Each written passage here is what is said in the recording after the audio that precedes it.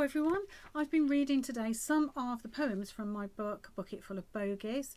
My name is Sarah Isaacs, and I've brought you in here into the broom cupboard, which is where all the stuff's packed in here, but it's really quiet to be able to write a few things down. And a lot of my poems that are from this book, I just wrote in here quietly by myself. So this poem I'm going to read next is called Teacher Stew. So children, if you've ever wondered what teachers are like outside of school, well, this might help you. Teacher Stew. I saw a teacher shopping. I could not believe my eyes. I saw her buying vegetables, and boy, was I surprised. Some broccoli, or maybe beans, perhaps some carrots too. I'm so amazed she picked the same as all our families do. She reached for bread, she reached for milk, the same as normal folk. I stood aghast and stared ahead. I never even spoke. She stood and waited by the till, with shoppers 3 or 4. A teacher queue? I've never seen this spectacle before. She paid the bill, then packed her stuff, whilst juggling with her brolly. Her bags with bulging 5 a day, all squashed around a collie. On walking to her Nissan and opening up the boot, the bags of crisps, the cobs, the cakes were stashed besides the fruit. But nestling next to everything, a picnic blanket lay. There seemed to be a mighty bulge from underneath, I'd say. I wonder what that shape could be. A folded coat, perhaps. There's something hidden in the depths. It's clearly under wraps.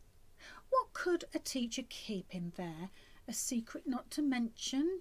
Perhaps a naughty pupil who stayed over for detention? It could be smelly Gerald with his greasy, straggly hair. If he was kidnapped in the car, would anybody care? Now, Gerald hasn't been at school for nearly 1 whole week.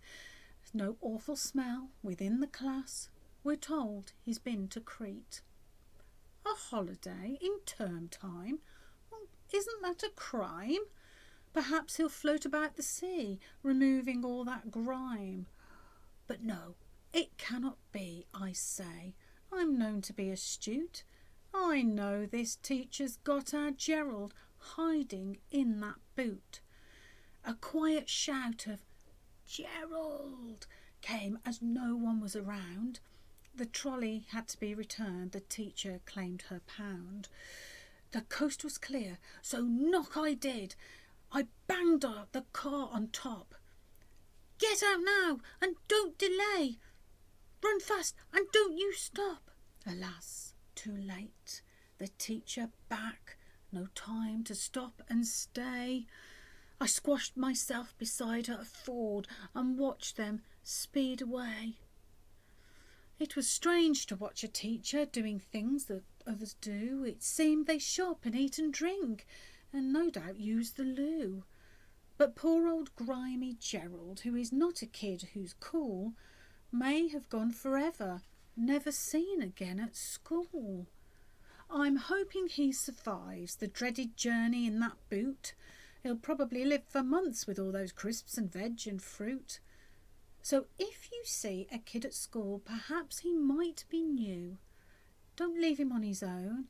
He might end up as Teacher Stew. I'm sure that your teachers don't make stew out of all the pupils. Right, I am going to read you one other, and this is called Dr. Nonsense. Let's see, I've got a little picture actually, I'll show you. There we go, Dr. Nonsense. That's strange, isn't it? It's a boy with lots of whiskers.